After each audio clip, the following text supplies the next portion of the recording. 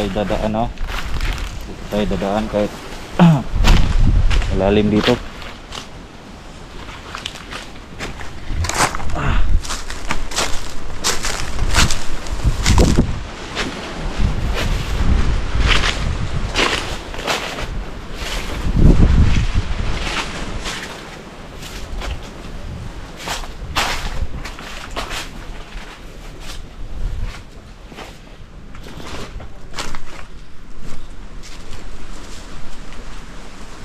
So yan guys, nandito na tayo ngayon.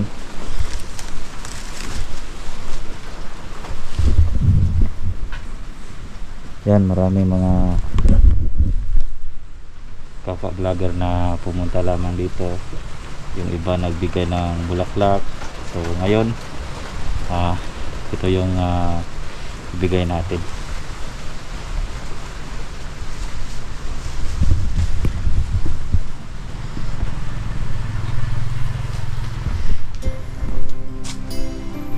Ilagay. So dito lang siguro natin ilagay ito tuloy.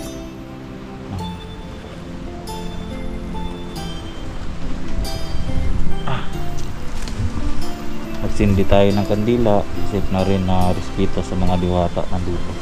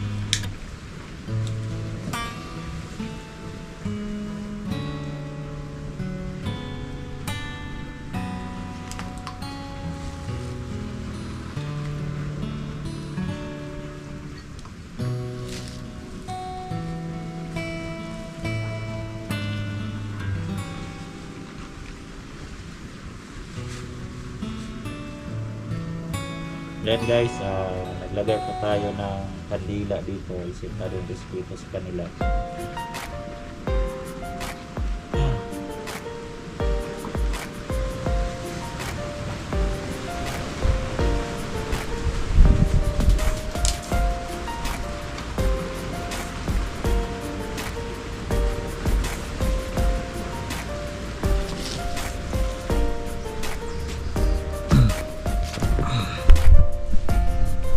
Guys, nag-alay po ako ng pan, no?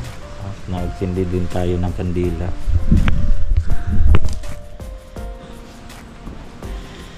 Guys, so may mga ano pa dito, yung mga kandila talaga na sindihan na natin dito.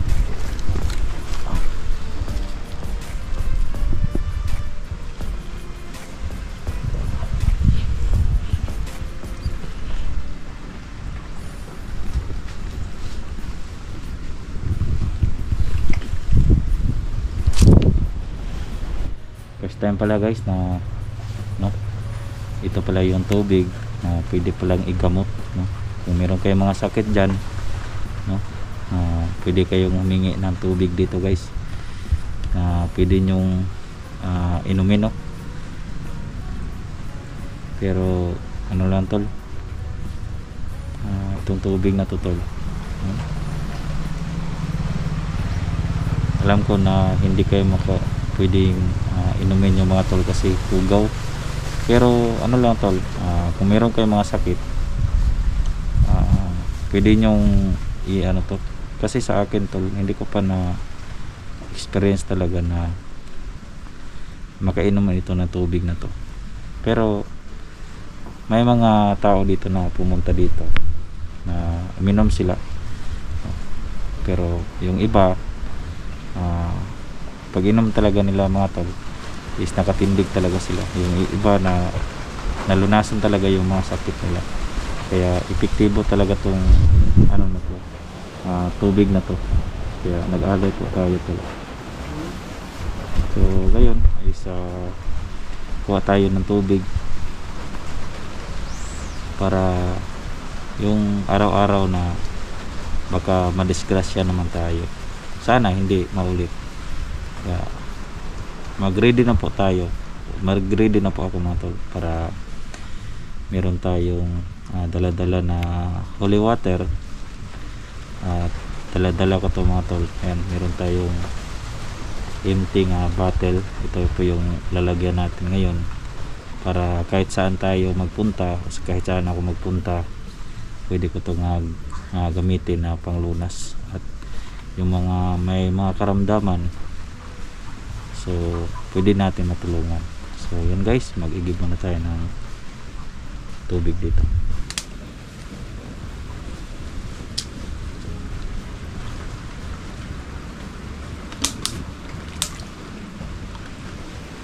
Yan guys, lagyan natin ito.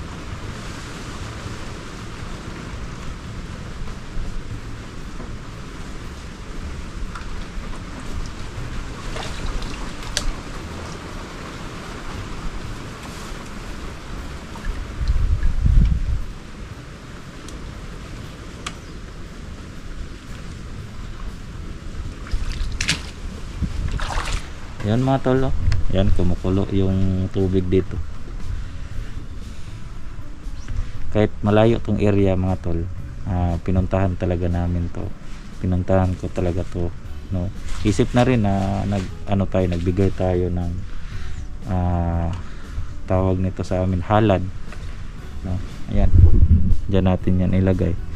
Kasi dito kapag gabi at araw, no, may talaga dito, may diwata. Kaya kahit hindi ako nakakita ng diwata ngayong araw na to, baka mamaya may diwata. Maghintay lang tayo kung mayroong mga diwata dito na magpapakita sa atin. Pero sa ngayon, wala naman.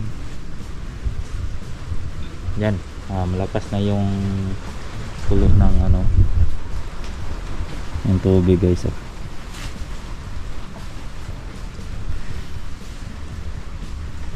Kaya kung meron tayo makita na ganitong mga pangyayari, no, ganitong sitwasyon, ano lang natin tol, tawag nito,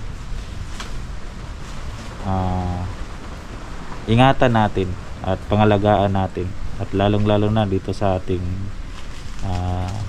Pilipinas, no. Yung meron tayo makita na pwedeng matabang o magamit natin, no, lalong lalo na sa kabundukan, no? Alagaan natin mga tol yung mga likha ng ating Panginoon. Alagaan natin kasi biyaya ng Panginoon, katulad ng tubig na pwede natin panglunas ng mga may sakit, no. Grabe talaga mga tol, grabe talaga.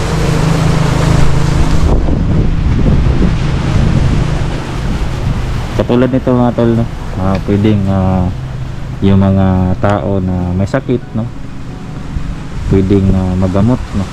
Ayan.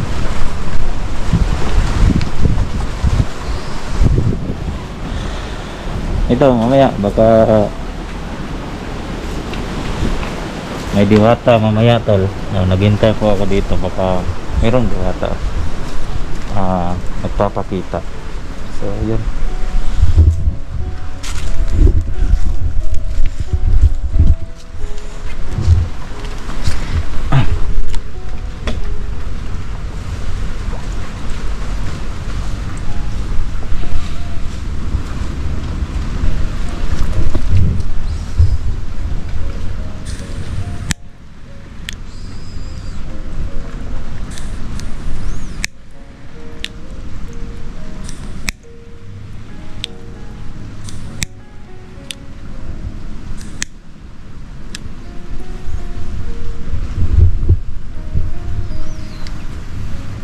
prayer muna tayo mga tol. Silent prayer muna tayo dito.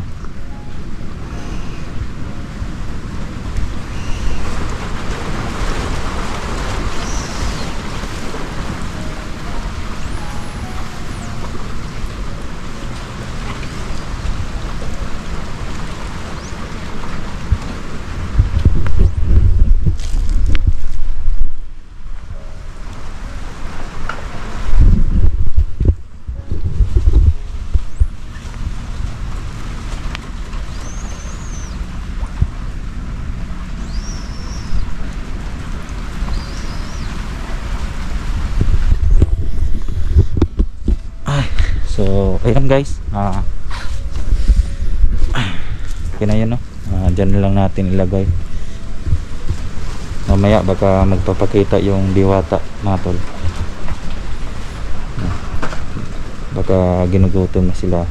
So sa kanila na yan, isip na rin na pasalamat sa binigay na lunas sa akin, no? Naging okay po yung paglakad natin. Kasi nung nakarang araw, ilang araw din tayo na nagsasuffer talaga dahil sa kagat ng ahas. Pero ayun na nga, no? Grabe talaga yung Panginoon talaga mga tol. Kasi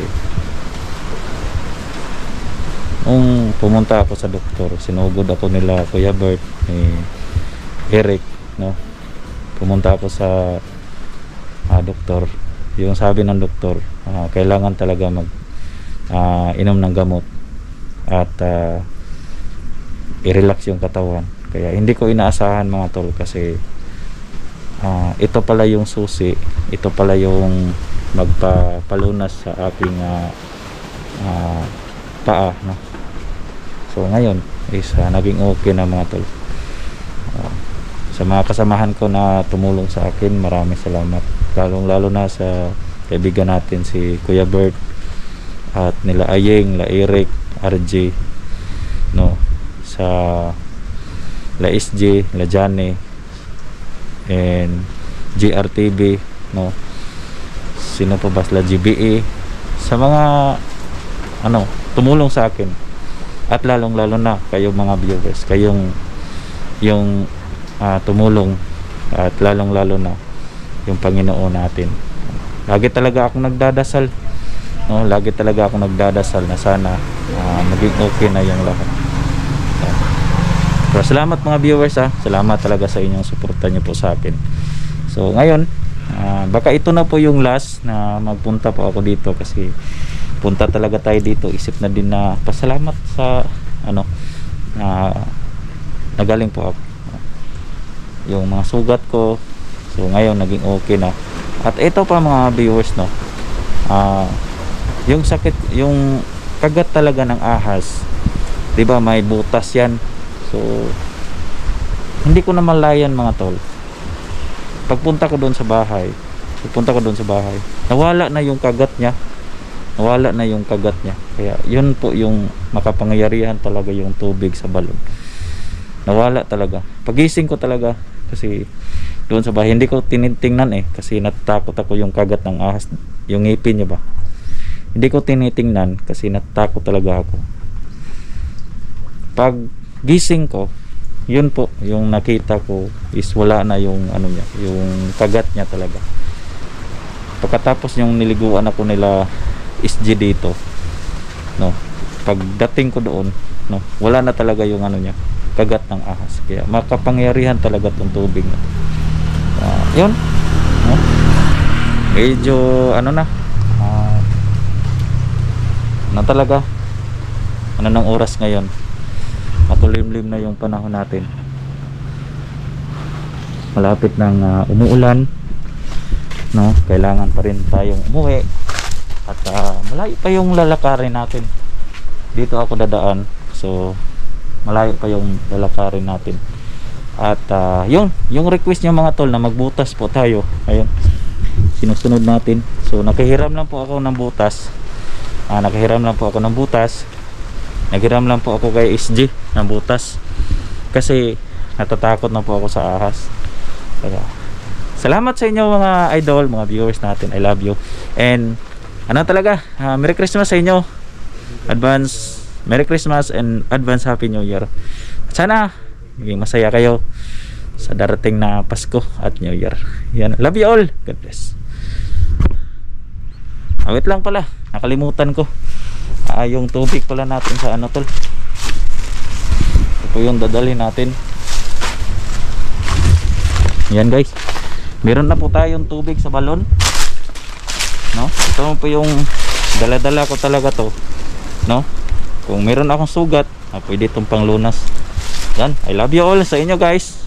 God bless, kasi malayo pa yung puntahan natin at saka baka maluba tayo.